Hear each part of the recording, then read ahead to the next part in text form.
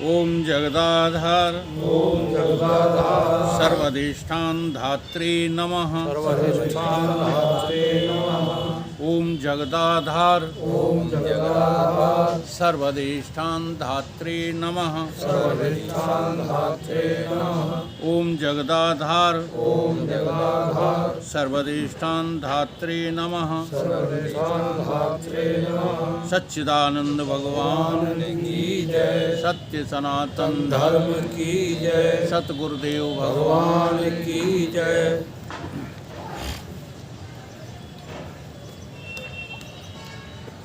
हे मुनीश्वर, ये शरीर रूपी वृक्ष है, उसमें तृष्णा रूपी कांकनी आकर के स्थित हुई है। जैसे कांकनी नीच पदार्थ के पास उड़ती है, वैसे ही तृष्णा भोग आदि मलिन पदार्थों के पास उड़ती है। कांकनी किसको कहते हैं? कृष्णा कृष्णा नहीं, कांकनी। काकनी काकनी का शाब्द कर। कांकनी एक कीड़ा होता है जो मल के जो है चारों तरफ उड़ता रहता है। देखा है? देखा होगा पर पता नहीं। ये काकनी खूब देखा है। मंकी होती बड़ी हाँ, मंकी होती। लाल मुंह। लाल मुंह की, लाल उसे मुंह की कांकनी कहते हैं। तो ऐसे ही जो है तृष्णा है हमारे भीतर, ये कहाँ उड़ती रहती है? भोग पदार्थ, भोग विष्टा के समान बताया है। चाहे वो राजसी हो, तामसी हो या सात्विकी हो, वो कोई सा भी हो, वो विष्टा के समान है। राम जी का अनुभव है ये, जिनकी तुम दिन रात पूजा करते हो। क्या कह रहे हैं कि ये तृष्णा कांकनी है, वहीं उड़ती है जहाँ भोग होते हैं।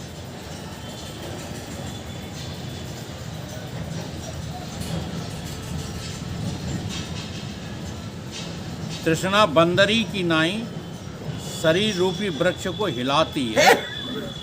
जैसे बंदरिया जो है वृक्ष को हिलाती है, हाँ, ऐसे ही तृष्णा तुम्हारे शरीर को जो है घुमाती रहती, हिलाती रहती, स्थिर नहीं होने देती।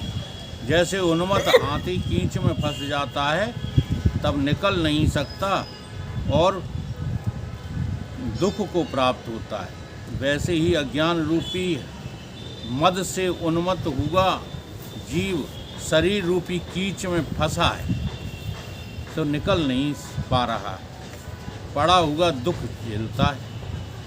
ऐसा दुख देने वाला शरीर है, उसको मैं अंगीकार नहीं करता। राम जी कह रहे हैं ये शरीर इतना दुख देता है, इसलिए मैं इस शरीर को अंगीकार नहीं कर रहा हूँ, इसको मैं अपना नहीं समझ पा रहा हूँ। हे मुनीश्वर, ये शरीर अस्थि मांस रुधिर से पूर्ण अपवित्र है। जैसे हाथी के कान सदा हिलते हैं, वैसे ही मृत्यु इसको हिलाती रहती है। कुछ काल का विलंब है, मृत्यु उसको खा जावेगी। काल थोड़ा सा समय रह गया, इसको निकल जाएगी मृत्यु। होश कहाँ आ रहा है? इससे मैं इस शरीर को अंगीकार नहीं कर सकता।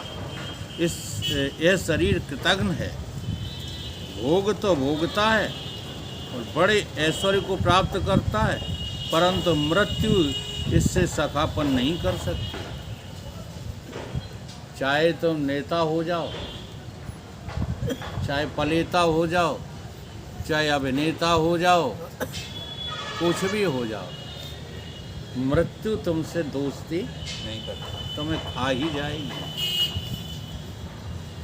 इस तरह जो है मृत्यु का ख्याल करो। अगर तुम जो है हर क्षण मृत्यु को देखोगे, हर क्षण, तो इस मृत्यु से छूटने के उपाय भी शुरू कर दोगे। अच्छा, सुनी सुनाई बात जो है लगती है, हम बोलते भी रहते हैं, समझाते भी रहते हैं औरों को, समझाते हैं कि नहीं कि अगला पल मृत्यु का ही है, क्यों परेशान हो, हैं? लेकिन खुद को दिखती है नहीं दिखती। ऐसी गजब की बात है, अपनी मृत्यु को नहीं देख पा रहे। दुनिया की मृत्यु तो दिखती है तुम्हें, लेकिन तुम प्रति क्षण जो है मर रहे हो, दिखता है। अगर दिखता है तो राजा परीक्षित की तरह क्यों नहीं सुनते? राजा परीक्षित की तरह तुम इस भागवत को क्यों नहीं सुनते? राजा परीक्षित ने भागवत सुनी, मुक्त हो गए। तुमने भागवत सुनी, 20 बोरा की बोरी की बूंदी बांट रहे हो और अहंकार अपना खड़ा कर लिया कि देखो हमने भागवत कराई। तुम कराने वाले कौन हो? तो कहीं पता लग रहा है? भागवताचार्य जो सुनाते उन्हें खुद ही पता नहीं है, होश में नहीं है कि हर क्षण मृत्यु का है। राजा परीक्षित ने यूं ही भागवत नहीं सुनी जैसे आज लोग सुनते हैं। राजा परीक्षित को अपनी मृत्यु नजदीक से नजदीक दिखाई दे रही थी, इसलिए भागवत का वो सार सुना उन्होंने। इसकी वजह से मृत्यु के सिर पर पैर रख दिया। काल के सिर पर पग धरूं, सतगुरु के उपदेश। ये है गुरु संगति। ये कोई भागवत सुनना थोड़ी जो आजकल लोग सुन रहे हैं।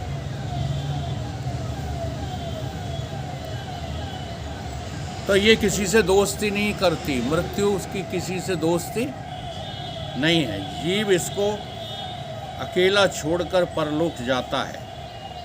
जीव इसके सुख निमित्त अनेक यत्न करता है, परंतु संग में सदा नहीं रहता। ऐसे कृतज्ञ शरीर को मैंने मन से त्याग दिया है। हे मुनीश्वर, और आश्चर्य देखिए कि यह इसी के लिए भोग करता है, पर उसके साथ नहीं चलता।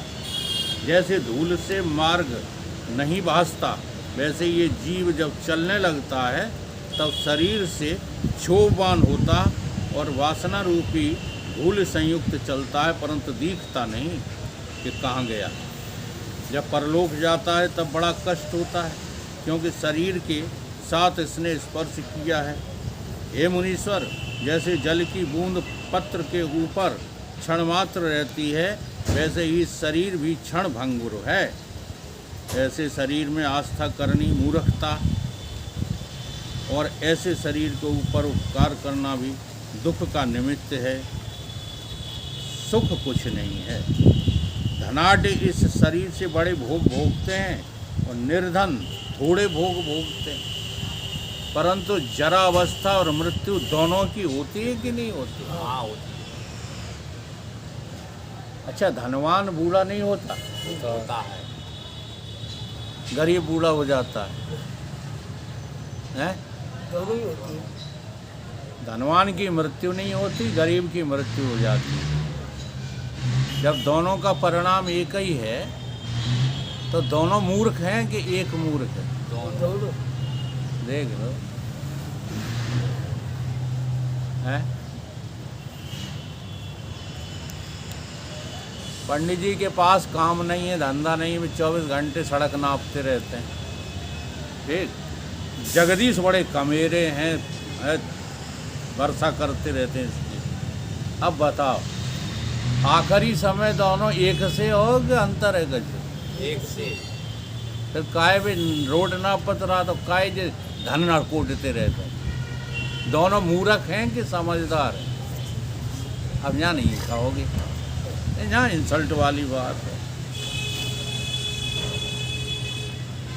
कुछ करने से भगवत प्राप्ति नहीं होगी। जब होगी तब करना छोड़ने से होगी। ये कराकरी का जो है मामला तुम्हें उलझा करके रखे हुए है। होश पूर्वक देखते ही नहीं हो कि तुम्हारे में क्रिया कलाप कृत है ही नहीं। बड़े बड़े विद्वानों की ये समझ में नहीं आता। आज कृपालु जी समझा रहे थे कि तुम करते हो सब कुछ, भगवान तुमसे कुछ नहीं करवाता। भगवान तब करवाता है जब तुम करना छोड़ देते हो। इधर बड़े रहस्य की बात है। जब तुम कृत अकृत अभिमान को छोड़ देते हो तब कहीं भगवान तुमसे करवाने लगता है। और जब तुम करने में लगे रहते हो तब भगवान जो है तुम्हारी तरफ देखता भी नहीं। कुछ आई बात समझ में? जैसे लोग कहते हैं जब हमने कत्ल किया तो भगवान मेरे हृदय में बैठा था कि सो रहा था, जग रहा था कि सो रहा था, फिर उसने क्यों होने दिया? है ना? हृदय से अर्जुन तिष्ठति। देखो ऐसे ही तर्क हैं तुम लोगों के पास, इसलिए तुम भोग वृत्ति त्याग नहीं पा रहे हो। तुम हाँ करो या ना करो, लेकिन कृपालु जी जो कह रहे हैं उसे तुम जिंदगी में पालन कर रहे हो। तुम्हें लगता है भगवान करवाते हैं तब हम दुकान करते हैं, लगता है तुम्हें? हाँ, भगवान करवाते हैं तब हम बच्चों का पालन करते हैं और यही हमारा कर्तव्य है, ये और ऊपर से कहते हो। तो मूर्ख हो के समझदार हो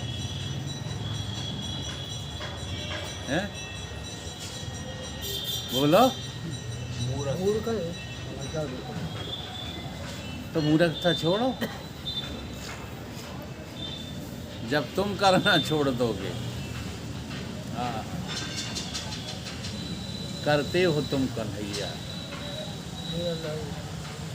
जब तुम करना छोड़ दोगे तब तुमसे भगवान कराएगा। अब क्या कराएगा तो उसकी घोषणा स्वयं भगवान अपने मुखार बिंदु से करते हैं, यदा यदा ही धर्मस्य।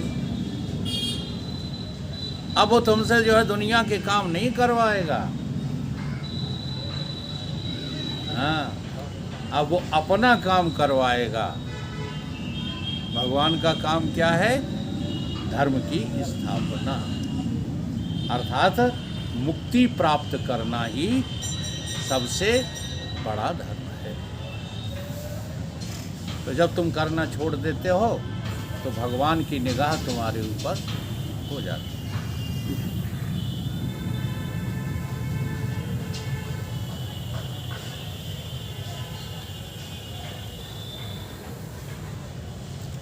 शरीर का उपकार करना और भोग भुगतना तृष्णा के कारण उल्टा दुख का कारण।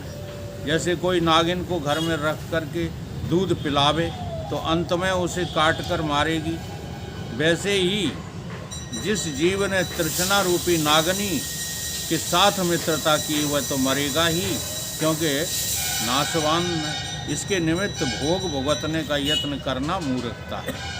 जैसे पवन का वेग आता और जाता है वैसे ये शरीर भी आता और जाता है। इससे प्रीति करना दुख का कारण है। जैसे कोई बिरला मृग मरुस्थल की आस्था त्यागता है और सब पड़े भ्रमते हैं, वैसे ही जब जीव इसकी आस्था में बंधे हुए इसका त्याग कोई बिरला ही जो है करता है।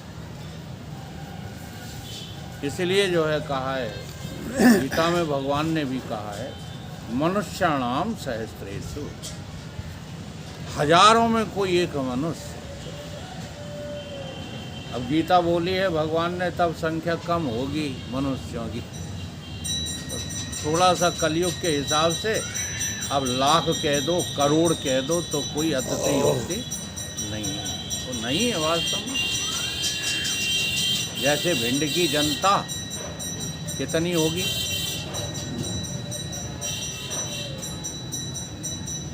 रेशियो लगाओ, मेहनत मत करो वैसे अंदाज से, 4 लाख तो 4 लाख में ये कितने लोग बैठे,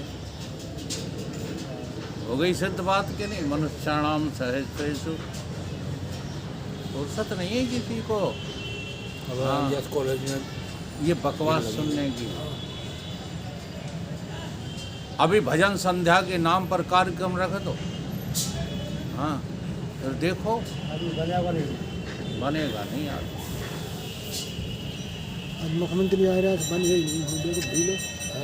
सत्य प्योर होता है महाराज, इसमें परसेंटेज नहीं होता, और सत्य की तरफ कोई आकृष्ट नहीं होता। भगवान गीता में यही बात जो है अर्जुन से कह रहे हैं कि समझ जाओ अर्जुन, जो नित्य प्रत सत्य बोलते हैं वो धर्मनीति कहलाती है, उसमें जरा सा झूठ मिला दो तो राजनीति बन जाती है। तो धर्म की ओट में, धर्म की ओट घृणित पापों के हो रहे अत्याचार, धर्म बन गया आज व्यापार। आज धर्म व्यापार बना हुआ है, संध्या भजन के नाम से, कीर्तन भजन के नाम से, मंदिर मस्जिद के नाम से, ये सब व्यापार बना हुआ है। चारों तरफ व्यापार चल रहा है, काय का, धर्म का। कोई बच्चों का खेल नहीं है सत्य की चर्चा सुनना। कबीर जी ने तो इतना तक कह दिया, सांच कहूं तो मारन धावे। जरा सा सच बोलो तो ये संसार मारने को दौड़ता है, और झूठे जग पति आवे, और झूठने को बोल दो उसी में। हाँ, बागेश्वर महाराज जैसा तो आज कोई है ही नहीं, हैं? फलाने शंकराचार्य जैसा तो कोई है ही नहीं। क्या थोड़ा सा वो झूठ का मिश्रण करके तुम्हें बताते हैं, और हम यहाँ चिल्ला चिल्ला के समझा रहे हैं।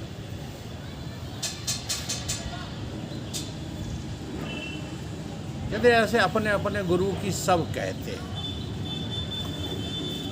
क्या तुम ले लेते हो ओट गुरु की? हाँ, अपने अपने गुरु की प्रशंसा सब करते हैं, ये बात नहीं है। आज सत्य का टोटली अभाव हो चुका है। महाराज जी जैसे युग पुरुष अब इस दुनिया में मिलेंगे नहीं। इतना कटु सत्य जो है धर्म को बोलने वाला कोई महात्मा आज विश्व में नहीं है। ये बात कहो तो कहते अपने गुरु की प्रशंसा में कह रहे हैं। सब कहीं ना कहीं अटके हैं, बड़े बड़े विद्वान अटके हैं, और सत्यधारी है तो उसके सत्य को लोगों ने स्वीकार नहीं किया।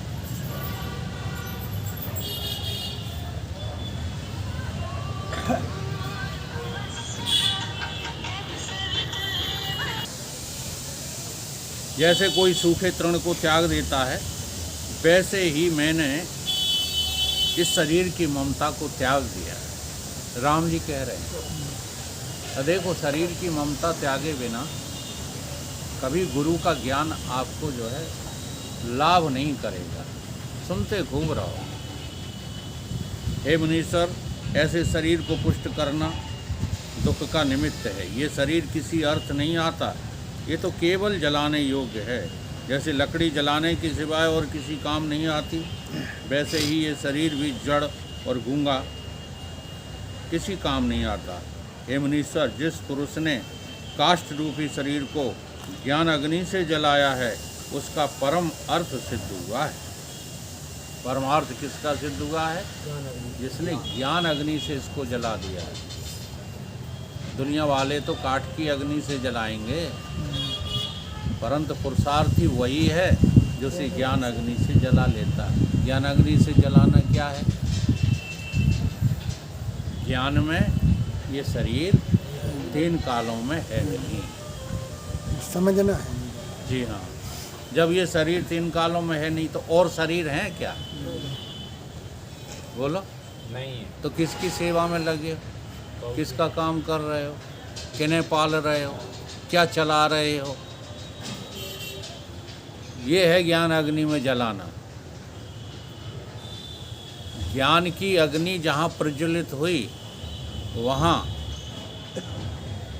तीनों शरीर स्वाहा हो जाएंगे। केवल स्थूल ही नहीं, सूक्ष्म और कारण भी शरीर वास्तव में है नहीं। तुम्हें अपने अज्ञान से जो है भास रहे हैं। तुम ज्ञान अग्नि जलाते नहीं हो, इसलिए ये भस्म नहीं हो रहे। अज्ञान अग्नि को ज्ञान अग्नि समझते रहते हो। फर्क समझिए। जैसे कल मैंने उदाहरण दिया था, रावण ने जगाया तुमको। रात को सो रहे थे तो किसने जगाया? रावण ने अज्ञान।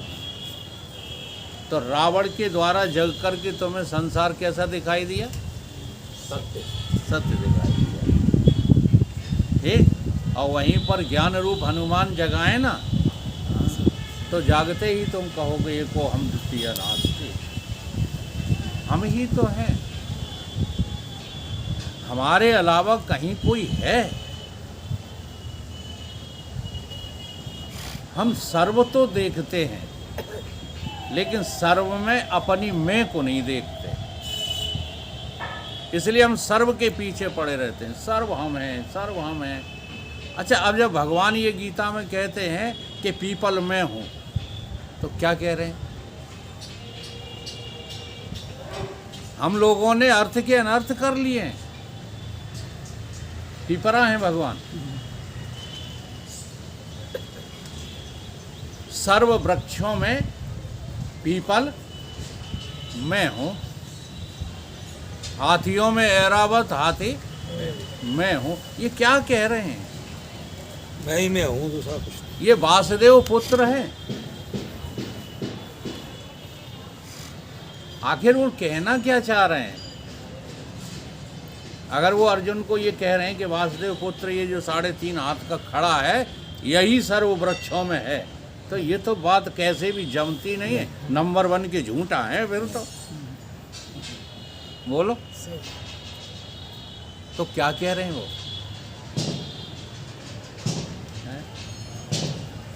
इस बात को समझना बड़ा कठिन है, इसलिए उन्होंने अर्जुन को गिनती तक कराई। और ये बात सरल समझना बहुत सरल है कि कहीं कुछ है नहीं, मैं ही मैं हूँ। ये बहुत सरल है। तो बात यही समझना है।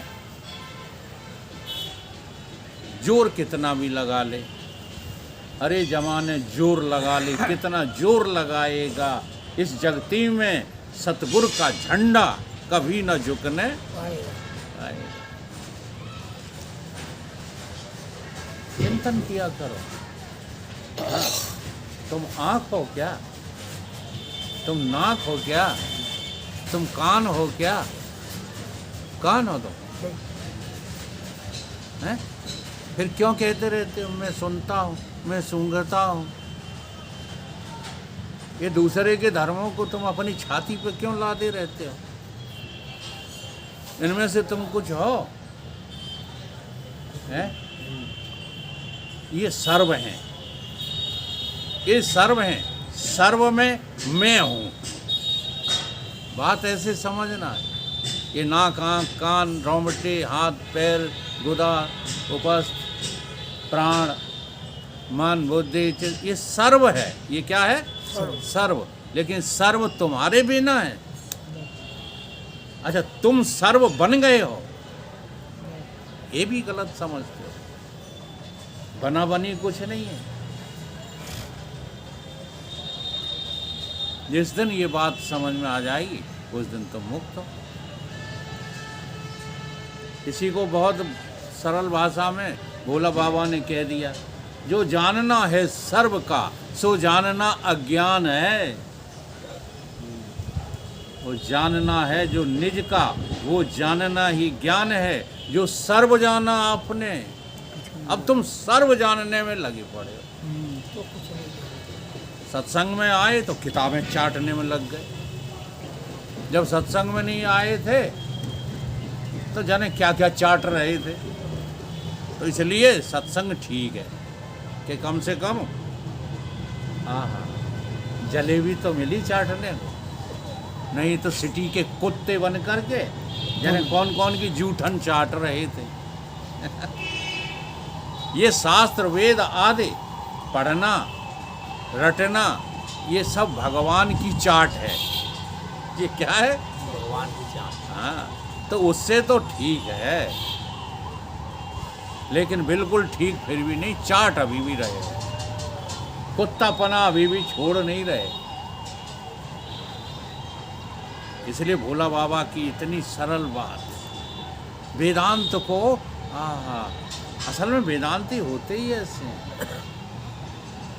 अब तो वेदांती बहुत जो है मतलबी और स्वार्थी हो गए हैं, इसलिए कठिन वाणी को जो है वेदांत कहते हैं। संस्कृत की धारावाहिक जो है वाणी को वेदांत कहते हैं। ये वेदांत नहीं है। भोले बाबा को देख, वेदांत छंदावली अगर तुम पढ़ कर के जीवन में उतार लो, तुम अभिमुक्त हो सकते हो। बहुतों के पास तो होगी ही नहीं। वेदांत छंदावली है? हाथ उठाओ कितने लोगों के पास है। तुम जरूरत ही नहीं समझते उसकी, क्योंकि वो तुम्हारी पोल खोलती है। हाँ, ये दुकान बैठना छोड़ जाओगे वेदांत छंदावली का अगर पालन कर लिया तो। मिल जाती भैया? हाँ बिल्कुल मिल जाती। मिल जाएगी। अच्छा, बहुत अच्छी पुस्तक है वेदांत की पुस्तकों में, और चूंकि गाय के कही है ना उसको तो जल्दी याद हो जाती है। हाँ, तो वही कहते हैं भोला जी, जो जानना है सर्व का वो जानना अज्ञान है। तुम सर्व जानने में लगे पड़े हो, उसी को बुद्धिमान मानते हो। जो दिल्ली की बात जाने, कलकत्ता की जाने, फलानी जगह की जाने, अमेरिका की जाने, अरे वो बड़ा कहते हैं वो बड़ा विद्वान है। उसकी क्या अच्छी है? जीके। क्या अच्छी है उसकी? जीके फीके कुछ अच्छी नहीं, बेवकूफ़ है वो।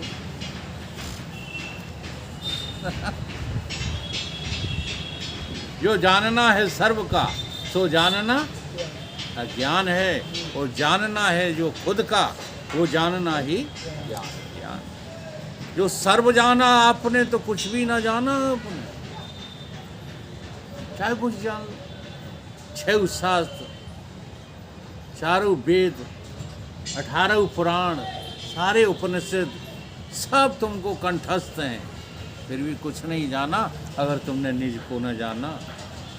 कितनी सरल बात। जो सर्व जाना आपने तो कुछ भी ना जाना आपने, जो खुद को जाना आपने तो सर्व जाना। सर्व नाम की कोई चीज़ है ही नहीं। अब कितनी गप लगती है। पुराण से फैल रहा है इसकी बात। हाँ? तो वो फैल नहीं हो रहे हैं।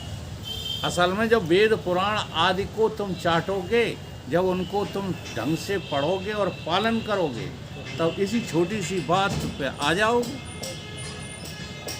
और उनका कोई उद्देश्य नहीं है।